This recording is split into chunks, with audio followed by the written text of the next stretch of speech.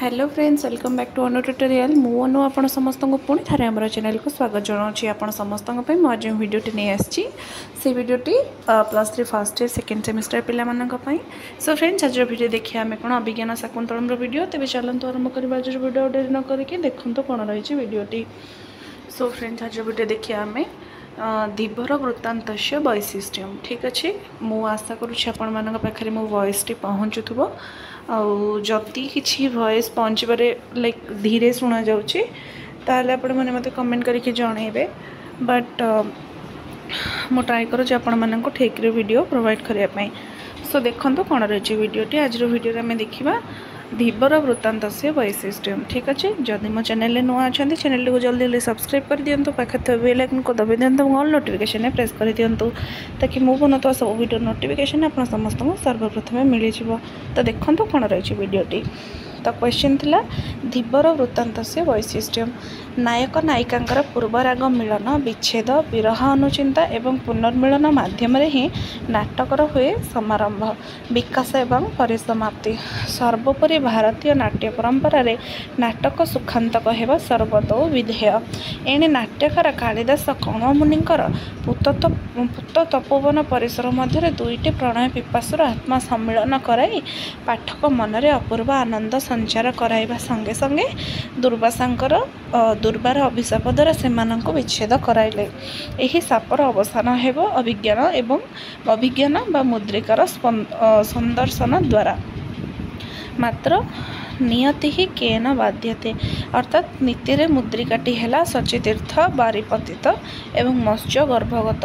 एणे अभिज्ञान दर्शन भाव में शकुंतला हेले प्रत्याख्याता मात्र नायिका पुनर्मिलन अभिज्ञान आविष्कार एकांत आवश्यक एवं ताहा ही संभवपर हो धीवर चरित्र उद्भावन द्वारा यही सक्रावतारा निश्वासी मत्स्यजीवी सचितीर्थर एक मत्स्य धरी तार उदर विदारण करने काल अवलोकन कले एक महारह अंगुरीयक ताहार विक्रयार्थे विपणी रे प्रवेश करी ग्राहक को साग्रह प्रदर्शन करुवा काल राजकर्मचारी द्वारा गृहीत हुए नृपपुरत को सम्मानित हेले।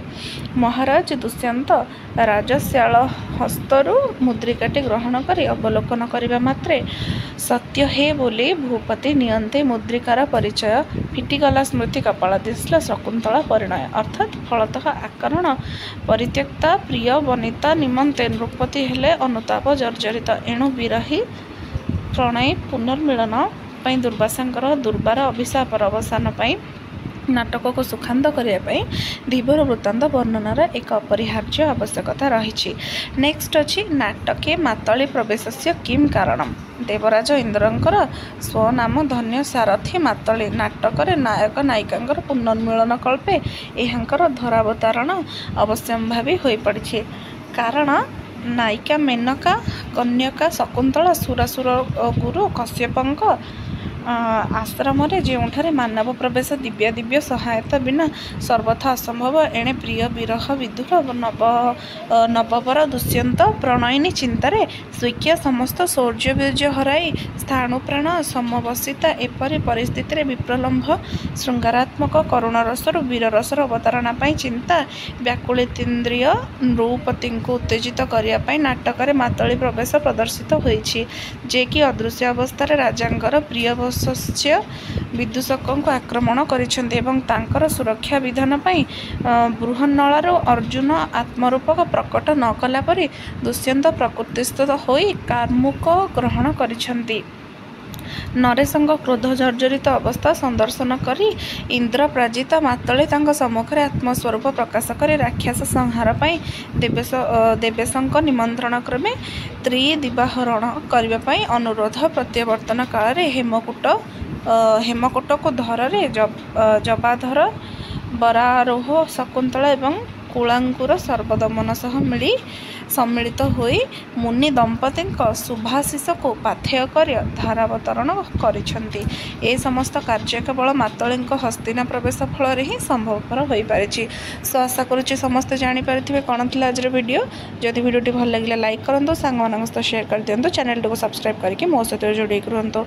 आ गोटे वीडियो मुझे पुणी थर आप समस्त सहित देखा। Thanks for watching.